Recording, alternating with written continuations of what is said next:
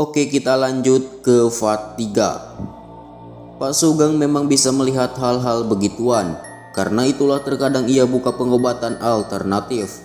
Namun dari semua pengalaman dia mengusir bangsa halus, baru kali ini Pak Sugeng tidak berkutik hanya dengan melihat energi gelapnya. Sejak kapan Mbah Wira seperti ini? Bu Ida dan Pak Imron hanya diam mematung, tidak tahu dari mana semua berawal. Dela yang mendengar itu menjawab, sejak si Mbah cerita katanya dia sering didatangi wanita cantik di dalam mimpinya. Pak Sugeng tampak berpikir, kemudian beliau mengambil handphonenya. Oke, saya punya kenalan yang punya pengalaman melawan jin rib seperti ini, kata Pak Sugeng. Jin rib itu apa tuh, Gang? Tanya Pak Imron.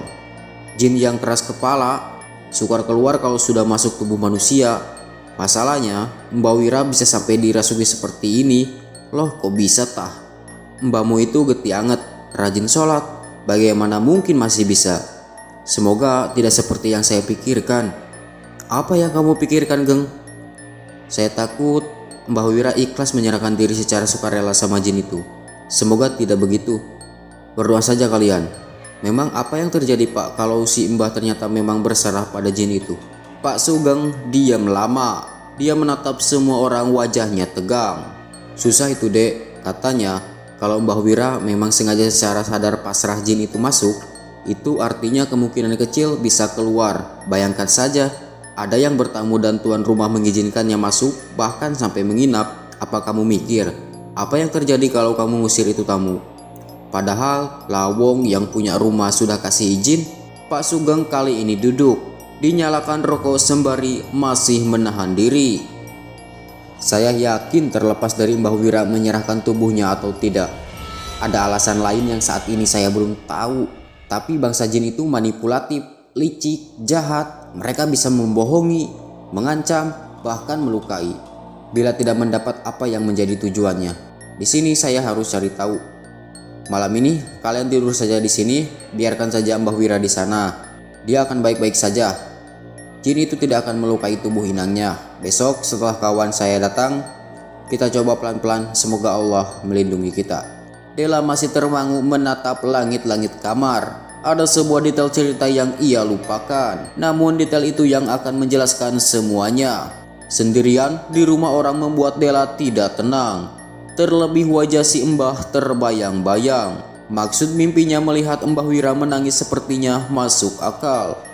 Tapi kenapa si Mbah mau menyerahkan begitu saja tubuhnya, seolah dia memiliki alasan yang masuk akal.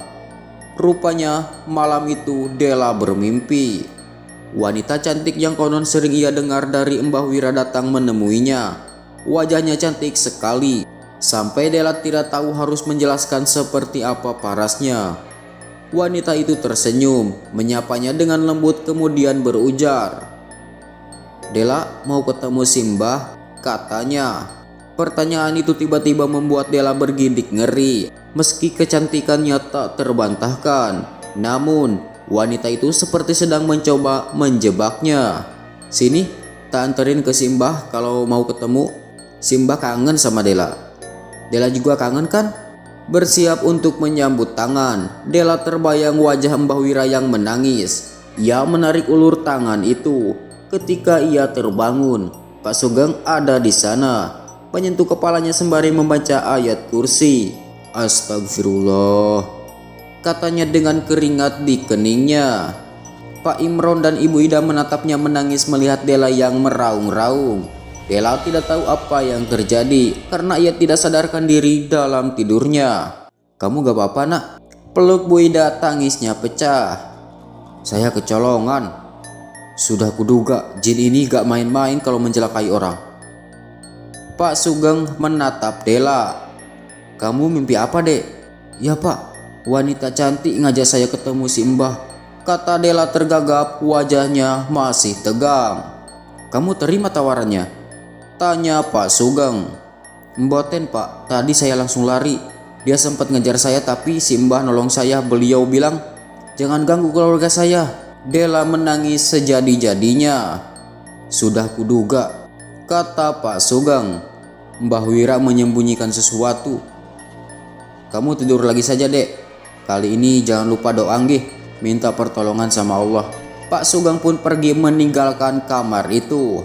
Besoknya datang seseorang masih muda. Beliau menyapa dengan ramah. Rupanya beliau adalah kenalan dari Pak Sugeng yang diceritakan semalam. Namanya Mas Iwan. Dia dulu mondok di pondok pesantren. Beliau datang jauh-jauh ke sini ingin membantu.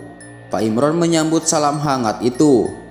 Di jalan, Pak Sugeng menceritakan semuanya. Pak Iwan hanya mangut-mangut saja.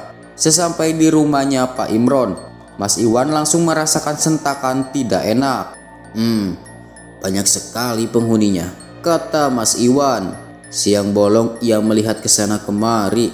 Sebelumnya tidak begini, kata Pak Sugeng. Tampaknya jin rib ini berusaha mengumpulkan sebanyak-banyaknya pengikut. Tanpa basa-basi, Mas Iwan langsung menuju kamar Mbah Wira. Begitu pintu dibuka, Mas Iwan kaget bukan main melihat kondisi Mbah Wira yang tengah duduk menyantap bangkai kucing. Astagfirullah, kata Mas Iwan. Disaksikan oleh Pak Imron dan Pak Sugeng.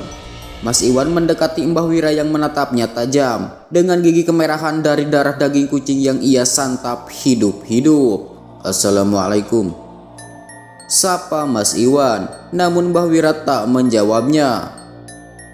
Assalamualaikum lagi, namun tetap tidak menjawab.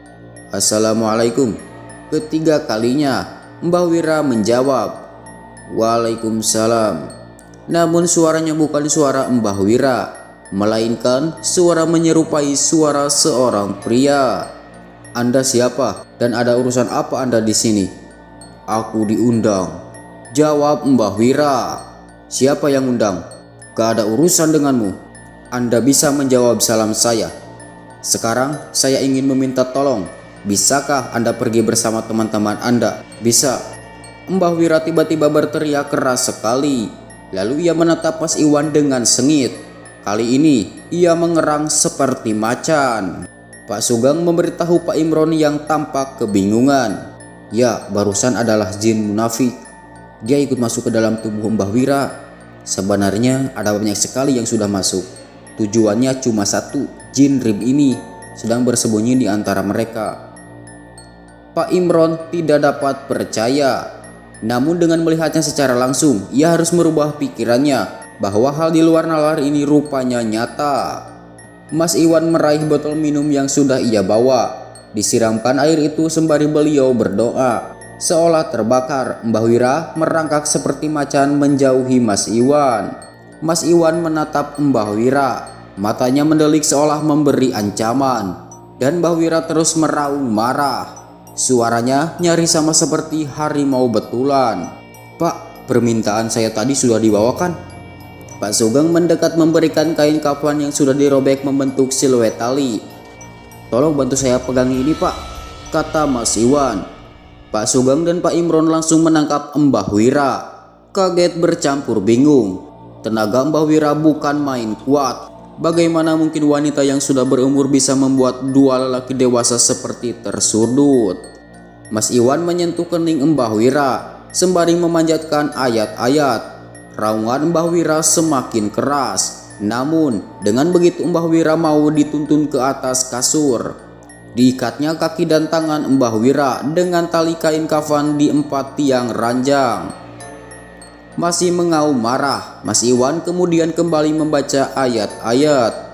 Kali ini Mbah Wira sudah tidak seperti macan, namun suaranya menggelegar tertawa-tawa bahkan mencemooh.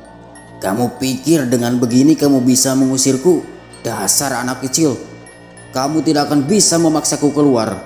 Apakah itu jinnya, Mas? Tanya Pak Imron. Wajah Mbah Wira mendelik dengan senyuman mengejek. Seolah-olah apa yang dilakukan Mas Iwan tidak berguna. Bukan Pak, kata Mas Iwan. Ini jin lain, saya akan mencoba memaksakannya keluar tapi saya butuh waktu. Mas Iwan mengambil telur ayam. Diletakkannya telur itu di bawah bayang ranjang kasur. Kemudian beliau kembali membaca ayat-ayat. Aneh, meski wajah Mbah Wira menangis menahan sakit, namun ia masih tersenyum seolah membuktikan bahwa ia tidak dapat dikalahkan. Yang terakhir, Mas Iwan menarik sesuatu dari ujung kepalanya, seolah ada yang dia ambil. Namun ia lakukan itu berkali-kali. Jeritan Mbah Wira begitu hebat, sampai menimbulkan kebisingan di antara warga yang berbondong-bondong mendekat dan penasaran.